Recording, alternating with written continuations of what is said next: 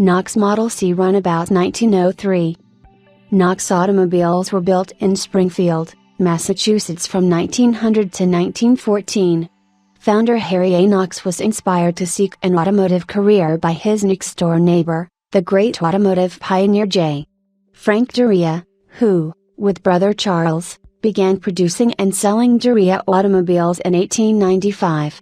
Knox, a graduate of the Springfield Technical Institute, built several experimental gasoline-powered automobiles in the mid-1890s, while employed by the Overman Wheel Company in Chicop Falls.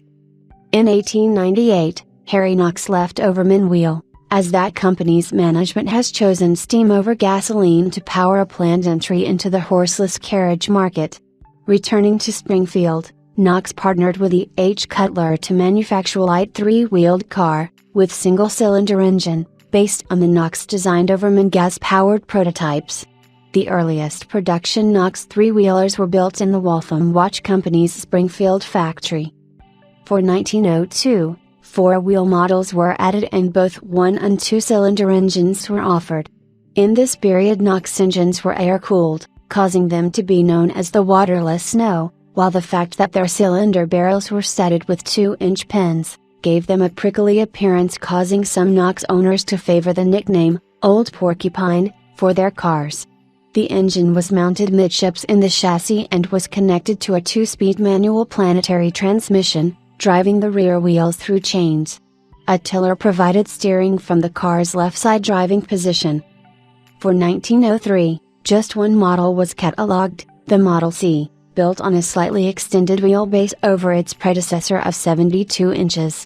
The clever, compact, runabout bodywork was retained, a design that provided the option of an additional 2 seats which folded out in front of the driver, a style frequently referred to as a stand-up on other contemporary cars of this era, and could arguably be the original 2+2.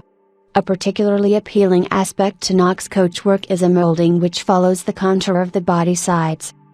Knox identified their vehicles very simply by numbering the base of the porcupine cylinder, and on this car the number is found to be 202. Of surviving examples, this places the car into the production sequence for 1903.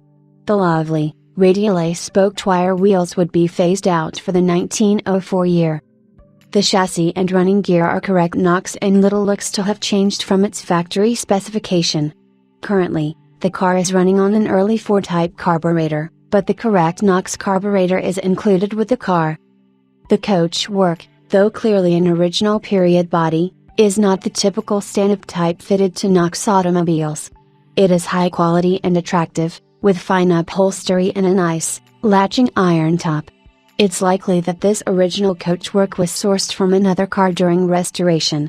Either way, it looks at home on the car and is far preferable to a newly made reproduction body. In an odd tour of use, a notable, recently fitted addition is a starter-generator system.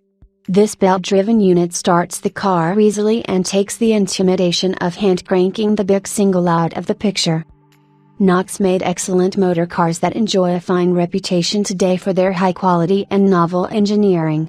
The straightforward mechanics and lack of water cooling make maintenance and use simple.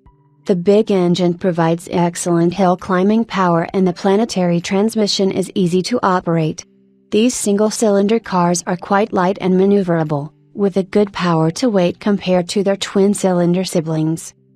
A great choice for veteran car events like the London to Brighton Run or Oldham Veteran Car Tour, it will be a welcome addition to any collection.